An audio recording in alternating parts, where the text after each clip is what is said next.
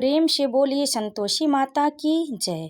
दोस्तों, आज हम आपको सुनाने जा रहे हैं शुक्रवार में सुनी जाने वाली संतोषी माता की व्रत कथा, जिसके सुनने मात्र से ही संतोषी माता की कृपा सदैव बनी रहती है और समस्त मनोकामना पूर्ण होती है। घर में धन धान की वृद्धि होती है। तो आज सुनिए संतोषी माता की व्रत कथा। उससे पहले आप अगर हमारे चैनल पर पहली बार आए तो हमारे चैनल को सब्सक्राइब जरूर करें, वीडियो को लाइक करें, शेयर करें और कमेंट में संतोषी माता की जय अवश्य लिखें। एक बुढ़िया थी, उसके 7 बेटे थे। उनमें से 6 मजदूरी मेहनत करते थे और एक आलसी था और काम नहीं करता था। बुढ़िया खाना बनाकर 6 बेटों को खिलाती थी। जो कुछ बचता था वह 7वें बेटे को खिला देती थी। छोटा बेटा नादान था और उसे इस बात का पता नहीं था।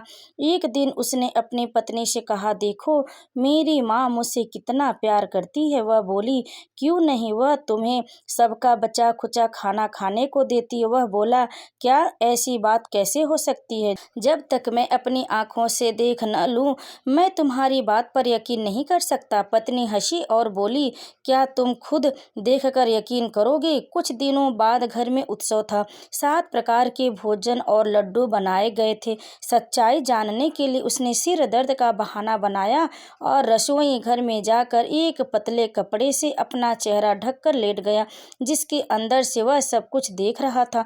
6 भाई भोजन करने के लिए रसोई में आए। उसने देखा कि उसकी माँ ने उनके लिए सुंदर आसन बिछाए थे और उन्हें 7 प्रकार के भोजन परोसे थे।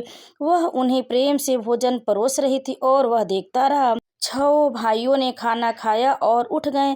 माँ ने उनकी थालियों से बचा हुआ खाना लिया और लड्डू के टुकड़े से लड्डू बनाए। बचा हुआ खाना साफ करने के बाद माँ ने बेटे को आवाज़ लगाई, उठ बेटा, 6 भाई खाना खाकर चले गए, तू बचा है, उठ, तू कब खाएगा? वह कहने लगा, माँ मुझे खाना नहीं खाना है, मैं बाहर जा रहा हूँ। माँ ने कहा, अगर कल जाने का इरादा है तो आज ही जा। वह बोला, हाँ हाँ मैं आज ही चला जाता हूँ। यह कहकर वह घर से निकल गया।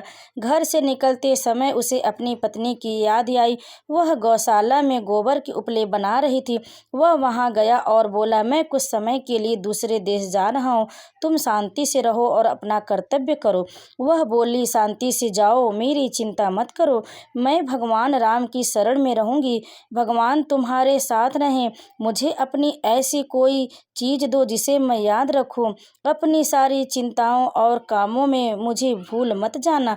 उसने कहा, मेरे पास कुछ भी नहीं है, सिर्फ ये अंगूठी है, तुम इसे ले लो और अपनी कोई चीज़ मुझे स्मृति के रूप में दे दो। उसने कहा, मेरे पास क्या है, मेरे पास तो सिर्फ यह गोबर से भरा हाथ है।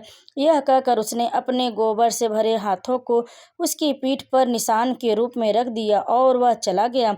इस तरह चलते चलते वह दूर एक जगह पहुंचा जहां एक व्यापारी की दुकान थी।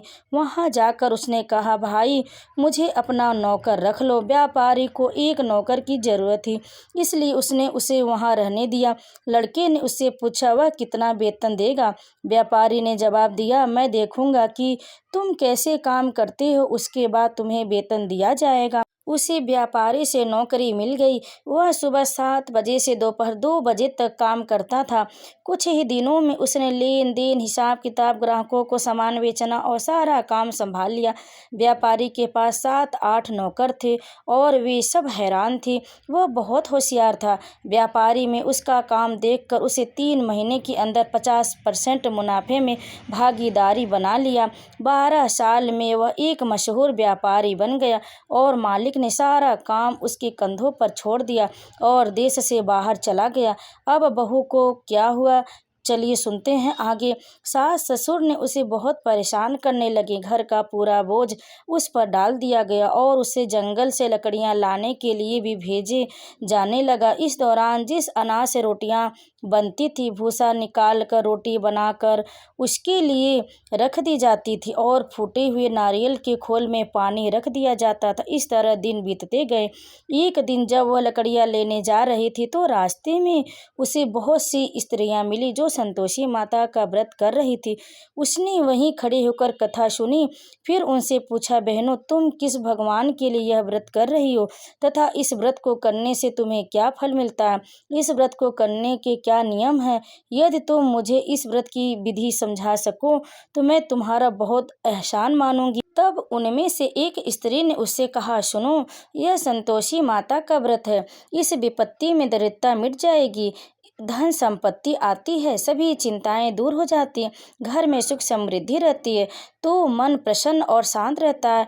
बाँझ स्त्री को संतान की प्राप्ति होती है, पति बाहर गया हो तो तुरंत लौट आता है, कुंवारी कन्याओं को मनचाहा वर मिलता है, बहुत समय से चल रहे मुकदमे शीघ्र निपट जाते हैं, घर में कलह हो तो सुख शांति रहती है, घर में समृद्धि आती है, धन संपत्ति मिलती, बीमारी दूर हो जाती। और इस प्रकार तुम्हारे मन में जो जो भी इच्छाएं हैं, संतोषी माता का आशीर्वाद उसे अवश्य पूर्ण मिलता, इसमें कोई संदेह नहीं है। फिर वह पूछने लगी, यह व्रत कैसे किया जाता है? क्या आप मुझे समझा सकते? मैं आपकी बहुत आभारी रहूंगी। महिला ने समझाना शुरू किया, 1/4 आना गुड़ और चना खरीद लो। पुराने जमाने में 1 आना मिलता था और 1 रुपया 16 आना का होता था। तुम चाहो तो 5/4 आना या 1/4 रुपया अपनी क्षमता के अनुसार खरीद सकती हो। अपनी श्रद्धा और प्रेम के अनुसार बिना किसी परेशानी के खरीद सकती हो। 1/4 पैसे से लेकर 5/4 आना तक अपनी शक्ति और भक्ति के अनुसार खरीद सकती हो। प्रत्येक शुक्रवार को व्रत रखो, अन्न ग्रहण न करो और कथा सुनो या पढ़ो। व्रत में कोई व्यवधान न हो, निरंतर नियम का पालन करो और व्रत रखो। कथा सुनने वाला कोई न मिले तो घी का दीपक जलाओ या जल का पात्र सामने रखकर कथा पढ़ो, लेकिन नियम टूटता न रहे। जब तक फल न मिले तब तक नियम का पालन करते हुए व्रत करते रहो। मनोकामना पूर्ण होने पर उद्यापन करो। 3 माह में माता मनोकामना पूर्ण करती। इस बीच यदि नक्षत्र अनुकूल न हो तो भी माता मनोकामना पूर्ण करती है। मनोकामना पूर्ण होने पर ही उद्यापन करना चाहिए, बीच में नहीं। उद्यापन के दिन 2.5 किलो पिसे हुए काजू, खीर और चने की सब्जी बनानी चाहिए। यह भोजन 8 बालकों को अवश्य खिलाना चाहिए। जहाँ तक संभव हो बालक निकट के परिवार के ही हों, अर्थात बड़े छोटे, साले के बेटे, रिश्तेदार या परिवार के ही हों। यदि वे न हो तो अन्य रिश्तेदारों को बुला सकते या पड़ोसी के बेटे को बुला सकते। उन्हें भोजन कराएं और यथाशक्ति उपहार देकर माता के अनुष्ठान का विधान पूरा करें। उस दिन घर में खट्टी चीजें नहीं खानी चाहिए। यह सुनकर बुढ़िया की बहू चली गई। रास्ते में उसने लकड़ियां बेच दी और उनसे गुड़ चना खरीदा तथा माता के व्रत की तैयारी की। चलते चलते उसे एक मंदिर दिखा तो वह पूछने लगी, यह किसका मंदिर है? सबने कहा, यह संतोषी माता का मंदिर है। यह सुनकर वह अंदर गई और माता के चरणों में गिर पड़ी। वह बहुत दुखी होकर प्रार्थना करने लगी, माता, मैं अज्ञानी स्त्री हूँ, मुझे इस व्रत के नियम नहीं मालूम, मैं बहुत दुखी हूँ। हे माता जगत की देवी, मेरा दुख दूर करो, मैं आपकी शरण में आई हूँ। माँ को दया आ गई। एक शुक्रवार बीता। अगले शुक्रवार को कोई उसके पति का पत्र लेकर आया और तीसरे शुक्रवार को उसके पति का भेजा हुआ पैसा मिल गया। यह देखकर जेठ और उनकी पत्नी मुंह बनाने लगे। इतने दिनों में इतना पैसा आ गया, इसमें क्या बड़ी बात है? लड़के ताने मारने लगे, पैसा आने लगा है, अब काकी भाई की पत्नी की इज्जत बढ़ जाएगी। भाई पत्र आए, धन आया, हम यह सबके लिए अच्छा है। ऐसा कहकर वह आंखों में आंसू भरकर संतोषी माता के मंदिर में गई और मातेश्वरी के चरणों में गिरकर रोने लगी। माता, मैंने कब धन मांगा? धन से मुझे क्या काम? मुझे तो बस अपने पति से काम। मैंने तो अपने पति के पुनः दर्शन और उनकी सेवा की प्रार्थना की है। तब माता प्रसन्न होकर बोली, जा बेटी, तेरा पति आएगा। यह सुनकर वह प्रसन्न हो गई और आकर घर का काम काज करने लगी। अब संतोषी माता सोचने लगी, मैंने यह बात उस भोली स्त्री से कह दी, परंतु उसका पति कहाँ से आएगा? उसे तो स्वप्न में भी उसकी याद नहीं आती। उसे याद दिलाने के लिए मुझे ही उसके पास जाना पड़ेगा। इस प्रकार माताजी एक बुढ़िया के बेटे के रूप में स्वप्न में गई और कहने लगी, धनवान के बेटे, तुम सो रहे हो या जग रहे हो? वह उत्तर दिया, माँ, मैं न सो रहा हूँ न जग रहा हूँ, कृपया मुझे बताओ कि तुम मुझे क्या शिक्षा देना चाहती हो। माँ पूछने लगी, क्या तुम्हारा कोई परिवार है या नहीं? वह उत्तर देता है, मेरे पास सब है, माँ बाप है, पत्नी, मेरे पास सब कुछ है, कुछ भी कमी नहीं है। माँ ने कहा, नादान बेटे, तुम्हारी पत्नी बहुत कष्ट उठा रही है, तुम्हारे माता पिता उसे बहुत कष्ट दे रहे हैं, तुम्हें उसके बारे में पूछना चाहिए। वह बोला, हाँ माताजी, मुझे मालूम है, पर मैं वापस कैसे जाऊँ? यह दूसरा देश है, यहाँ क्रय विक्रय की कोई सीमा नहीं है, यहाँ जाने के लिए कोई रास्ता भी नहीं दिखता। माँ कहने लगी, मेरी बात सुना, सुबह स्नान करके संतोषी माता का नाम लो, घी का दीपक जलाओ, फिर दुकान पर जाकर बैठो, धीरे धीरे तुम्हारी देनदारियाँ खत्म हो जाएंगी, तुम्हारा भंडार बिक जाएगा, शाम तक धन का ढेर लग जाएगा। अब वह सुबह जल्दी उठ गया और अपने दोस्तों को अपना सपना बताया। सबने उससे कहा, क्या कोई सपना सच होता है? एक बूढ़ा आदमी बोला, मेरी बात सुनो, सपने के सच या झूठ पर संदेह करने के बजाय भगवान ने जो कहा है उसका पालन करने से तुम्हारा क्या नुकसान होगा? अब बूढ़े की बात सुनो, स्नान करके संतोषी माता से प्रार्थना करो, घी का दीपक जलाओ और दुकान पर जाकर बैठो।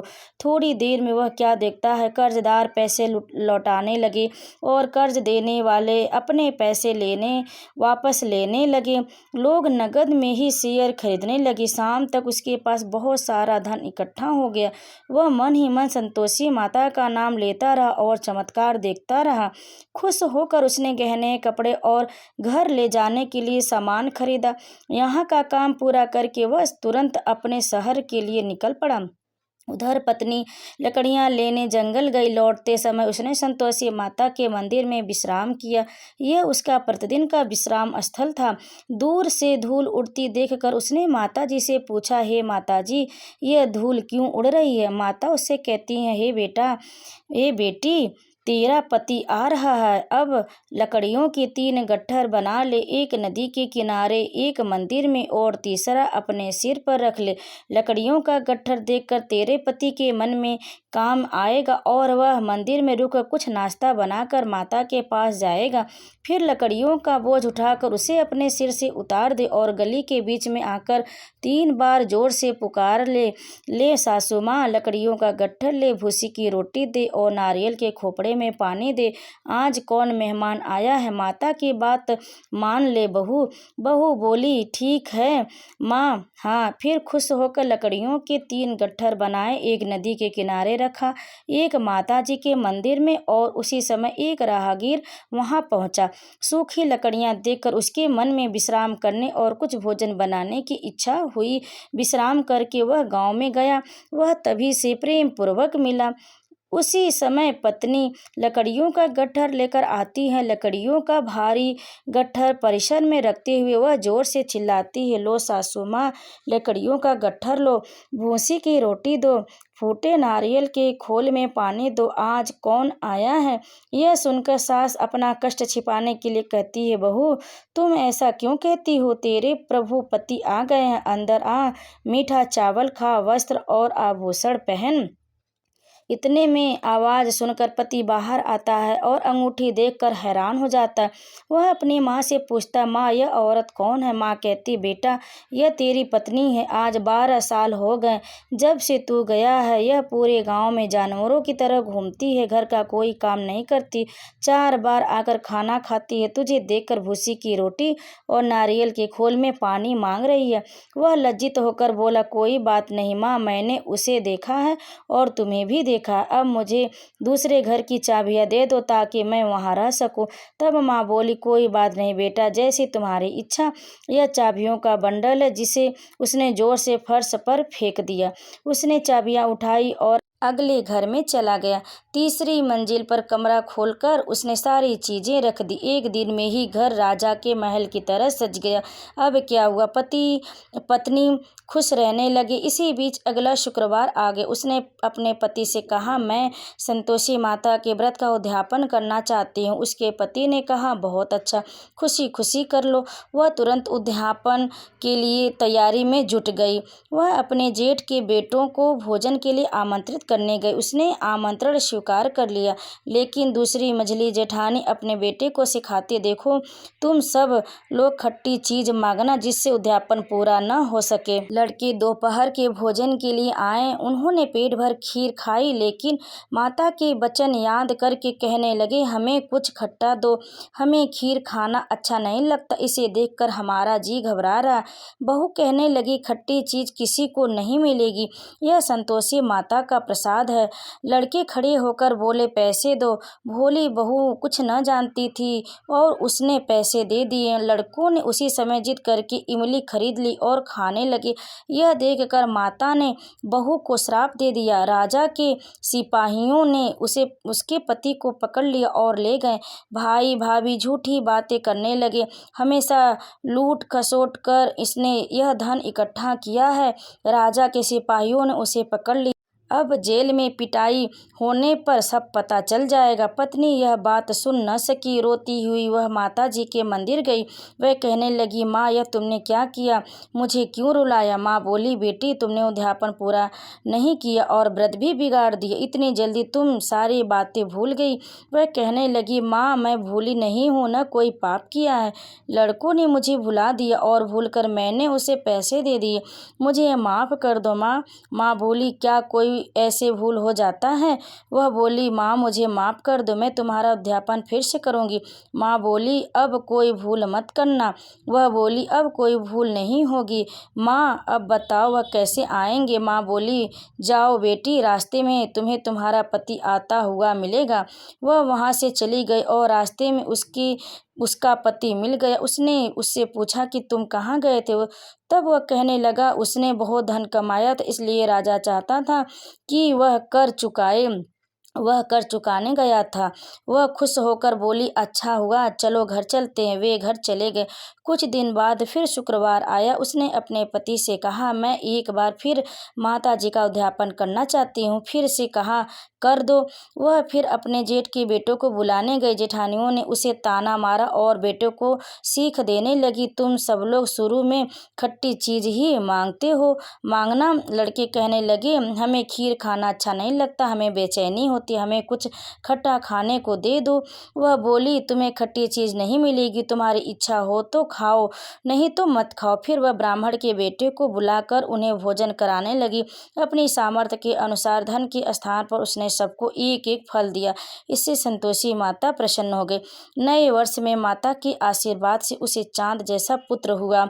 वह प्रतिदिन अपने पुत्र को लेकर माता जी के मंदिर जाती। माता ने सोचा, वह प्रतिदिन आती है, आज क्यों न इसी बहाने उसके घर जाकर उसको दर्शन कर लूं। ऐसा सोचकर माता ने भयानक रूप बनाया। गुड़ चने से पतला मुंह बनाया और ऊपर से सींग बनाए और चारों ओर मच्छर मंडरा रहे थे। दरवाजे पर पैर रखते ही सास चिल्लाई, देखो कोई दुष्ट चुड़ैल आ रही है, लड़कों उसे भगाओ, नहीं तो किसी को खा जाएगी। लड़के डर गए और खिड़कियां बंद करने लगे। बहू ने एक झांकी से देखा, खुशी से पागलों जैसी आवाज में चिल्ला रही थी, आज मेरी माताजी मेरे घर आई हैं। ऐसा कहकर उसने अपने बच्चों को, जिसे वह दूध पिला रही थी, और हिला दिया। इस बीच सास को गुस्सा आ गया। वह बोली, वैश्या तू क्यों उत्तेजित हो रही है। उसने बच्चे को पटक दिया। इतने में माता की आवाज से चारों ओर बालक खड़े हो गए। वह बोली, माँ मैंने जो व्रत कर रही थी वही वह संतोषी माता है। ऐसा कहकर उसने घर के सब दरवाजे खिड़कियां खोल दी। सबने माता जी के चरण पकड़ ली और प्रार्थना की, हे माता, हम मूर्ख हैं, पापी हैं, हम आपके व्रत के नियम नहीं जानते, आपका व्रत बिगाड़ कर हमने बहुत बड़ी भूल की है। हे जगत माता, हमारी भूल क्षमा करो। इस प्रकार माता प्रसन्न हुई। माँ ने जैसे बहू को पुरस्कृत किया वैसे ही सबको पुरस्कृत करो। जो लोग यह कथा पढ़ते हैं, सुनते हैं, उनकी मनोकामनाएं पूर्ण करना। तो एक बार प्रेम से बोलिए संतोषी माता की जय। संतोषी माता की यह कथा यहीं पर समाप्त हुई। आपको यह कहानी कैसी लगी? अगर अच्छी लगी तो वीडियो को लाइक करें, शेयर करें और कमेंट में संतोषी माता की जय अवश्य लिखें और हमारे चैनल को सब्सक्राइब जरूर करें। आप सभी पर संतोषी माता कृपा सदैव बनी रहे। तो एक बार प्रेम से बोलिए संतोषी माता की जय।